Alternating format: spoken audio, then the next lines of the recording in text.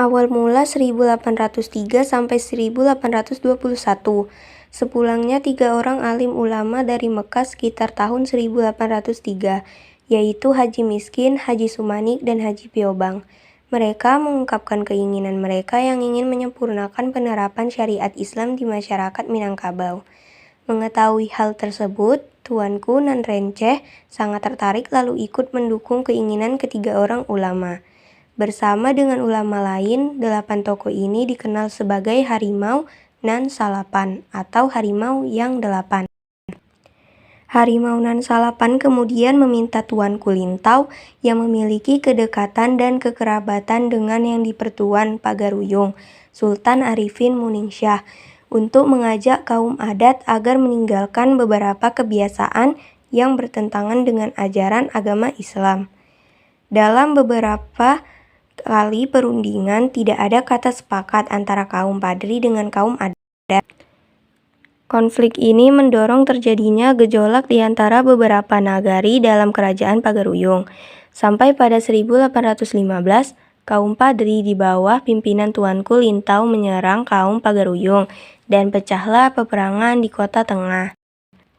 Serangan ini menyebabkan Sultan Arifin Muningsyah terpaksa menyingkirkan dan melarikan diri dari ibu kota kerajaan. Keterlibatan Belanda 1821 sampai 1825. Pada 21 Februari 1821, karena telah terdesak dan keberadaan yang dipertuan Pagaruyung di pengasingan, kemanakan beliau, Sultan Alam Bagagarsya yang disertai beberapa pemuka kaum adat meminta bantuan kepada Belanda. Meski demikian, beberapa kaum adat yang lain merasa bahwa Bagagarsya tidak memiliki hak mewakili kerajaan Pagaruyung. Lewat pengajuan bantuan ini, Belanda menjadikannya sebagai tanda pengajuan penyerahan kerajaan Pagaruyung kepada pemerintah Hindia Belanda.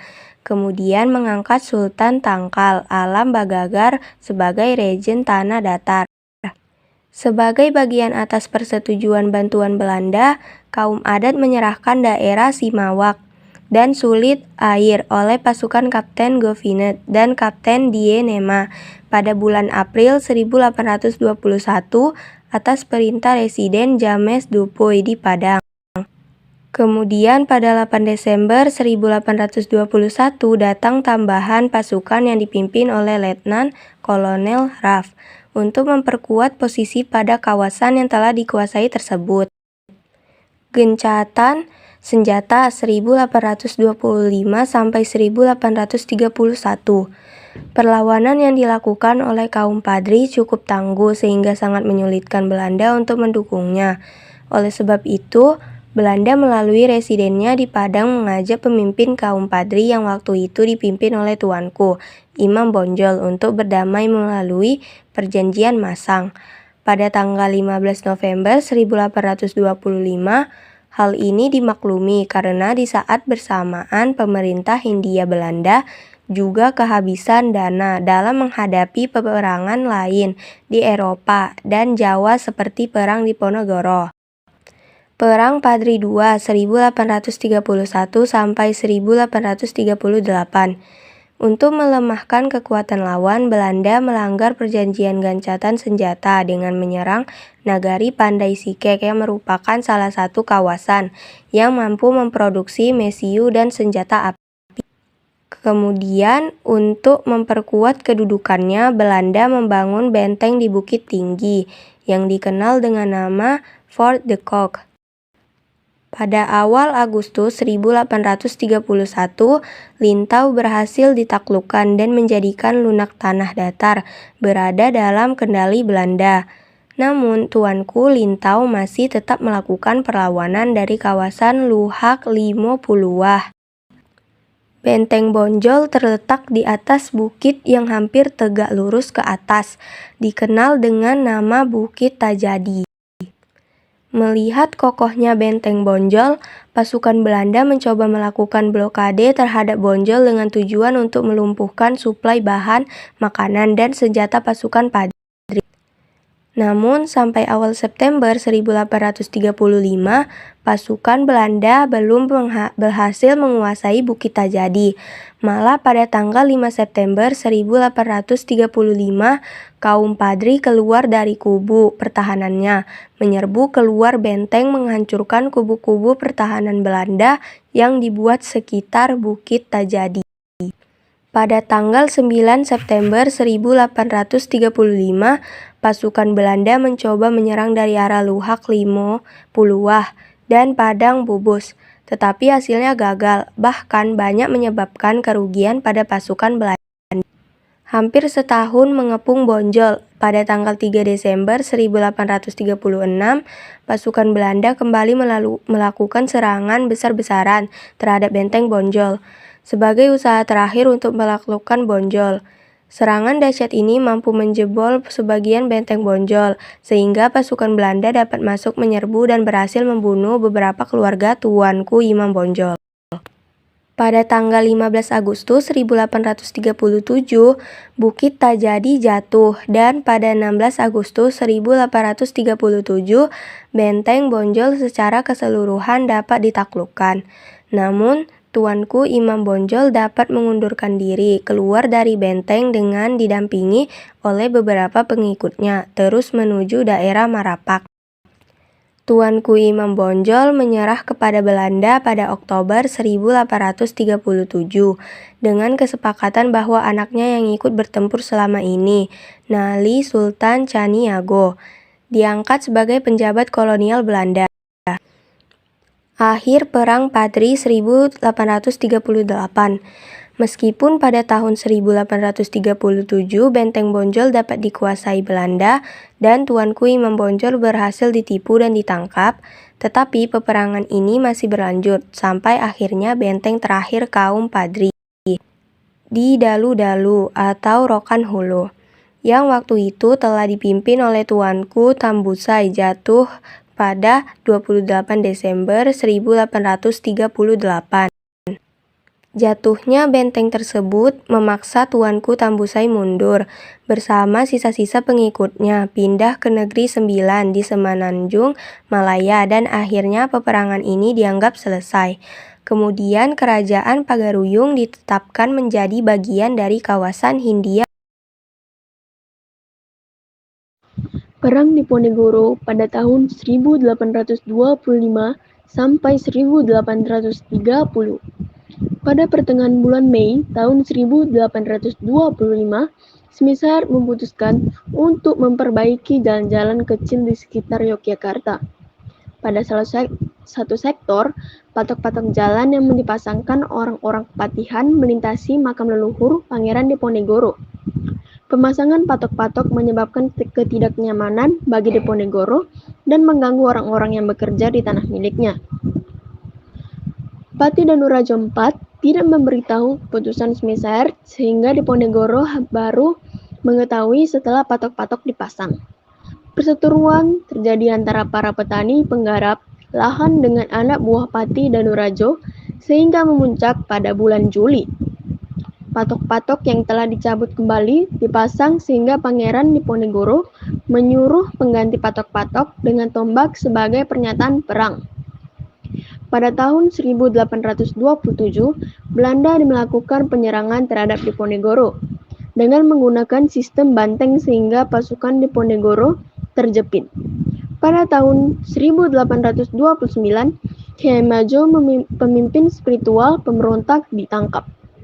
Menyusul kemudian Pangeran Mangkubumi dan Panglima utamanya Libasa Sentor Prawirodirjo menyerah kepada Belanda. Setelah perang terus berkelanjutan, akhirnya Belanda menangkap Diponegoro di Magelang pada tanggal 28 Maret 1830. Kemudian mengasingkan ke Batavia selama sebulan.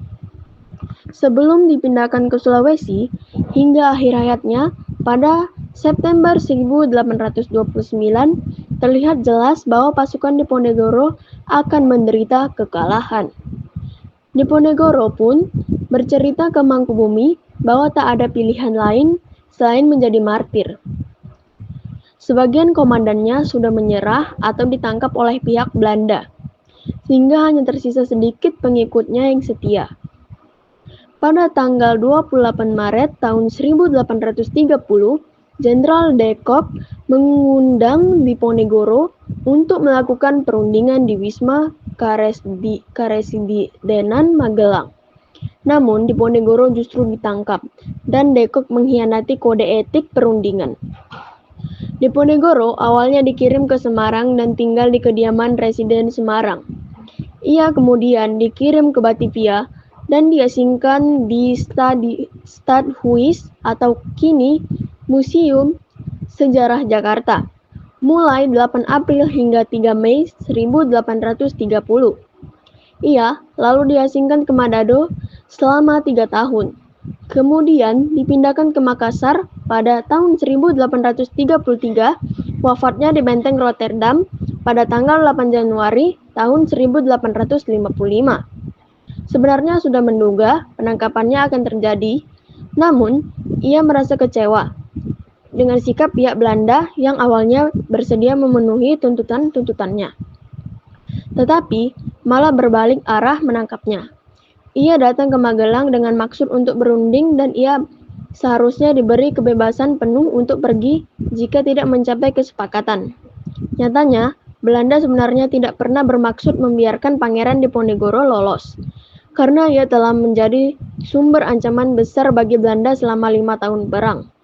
Setelah kekalahan Diponegoro pada tahun 1830 dan penangkapannya oleh Belanda, perang tersebut berakhir. Konsekuensinya adalah penaklukan Jawa oleh Belanda dan memperkuat kedudukan mereka sebagai penguasa kolonial di wilayah tersebut. Perang Diponegoro tidak hanya meninggalkan bekas luka fisik dan emosional bagi masyarakat Jawa, tetapi juga berdampak besar terhadap politik, sosial, dan budaya di Indonesia. Konflik ini memperkuat identitas awal bagi perlawanan lebih lanjut terhadap penjajahan kolonial Belanda. Perang di Aceh pada tahun 1873, negosiasi terjadi di Singapura antara perwakilan Kesultanan Aceh dan konsul Amerika setempat mengenai potensi perjanjian bilateral. Belanda melihat hal ini sebagai pelanggaran terhadap perjanjian sebelum dengan Inggris pada tahun 1871 dan menggunakan sebagai kesempatan untuk mencaplok Aceh secara militer. Ekspedisi di bawah pimpinan Mayor Jenderal Johann Hermann Rudolf Kohler diutus pada tanggal 26 Maret 1873 yang membombardir ibu kota Banda Aceh dan mampu menduduki sebagian besar wilayah pesisir pada bulan April. Itu niat Belanda untuk menyerang dan merebut istana Multai yang juga akan berujung pada penduduk seluruh negeri. Sultan meminta dan mungkin menerima bantuan militer dari Italia dan Inggris. Di Singapura, bagaimana tentara Aceh dan cepat modernisasi dan memperbesar dengan jumlah berkisar antara 10 hingga 100. Karena meremehkan kemampuan militer orang Aceh, Belanda membuat beberapa kesalahan taktis dan mengalami kerugian, termasuk kematian Kohler dan 80 tentara. Kegagalan ini mengoreksi moral dan gengsi Belanda. Setelah memutuskan mundur, Belanda memperlakukan blokade laut terhadap Aceh. Dalam upaya mempertahankan kemerdekaan Aceh, Sultan Mahmud meminta bantuan langsung kepada negara-negara Barat dan Turki, namun tidak membuahkan hasil. Pada bulan November 1803, ekspedisi kedua yang terdiri dari 13 tentara dipimpin oleh Jenderal Jan van Swieten dikirim ke Aceh. Pada bulan Januari 1874, kondisi yang memburuk memaksa Sultan Mahmud Syah dan para pengikut meninggalkan Banda Aceh dan mundur ke kedalaman Sumatera itu. Masuk Belanda menduduki ibu kota dan merebut dalam istana Sultan, yang secara simbolis penting membuat Belanda percaya bahwa mereka telah menang penjajahan. Belanda kemudian membubarkan Kesultanan Aceh dan mendeklarasikan Aceh sebagai bagian dari wilayah Hindia Belanda. Sekitar tahun 1880, strategi Belanda berubah dan alih-alih melanjutkan perang, mereka kini berkonsentrasi mempertahankan wilayah yang sudah mereka kuasai yang sebagai besar terbatas pada ibu kota. Pada tanggal 13 Oktober 1880, pemerintah kolonial menyatakan perang telah berakhir dan membuat pemerintah sipil namun terus mengeluarkan banyak uang untuk mempertahankan kendali atas wilayah yang didudukinya. Dalam upaya untuk setempat, Belanda membangun kembali Masjid Raya Gitu Rahman atau Masjid Agung di Banda Aceh sebagai tanda rekonsiliasi. Perang dimulai lagi pada tahun 1883 ketika kapal Inggris Nesero terdampar di Aceh dan daerah yang pengaruh Belandanya kecil. Seorang pemimpin setempat meminta tebusan dari Belanda dan Inggris, dan di bawah tekanan Inggris, Belanda terpaksa berusaha membebaskan para pelaut tersebut setelah upaya Belanda yang gagal untuk menyelamatkan para jenderal, di mana pemimpin setempat Teuku Umar diminta bantuan, tetapi dia menolak. Belanda bersama Inggris menyerbu wilayah tersebut. Sultan menyerah para jenderal dan menerima sejumlah besar uang tunai sebagai imbalannya.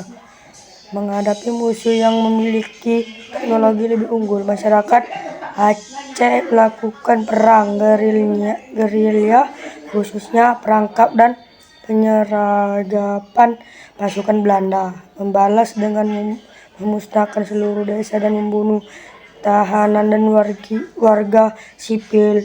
Pada tahun 1884, Belanda membalas dengan menarik seluruh pasukan mereka di Aceh ke garis perbatasan sekitar Banda Aceh. Belanda kini juga mencoba merekrut para pemimpin lokal. Umar yang disebutkan di atas dibeli dengan uang tunai, opium, dan senjata.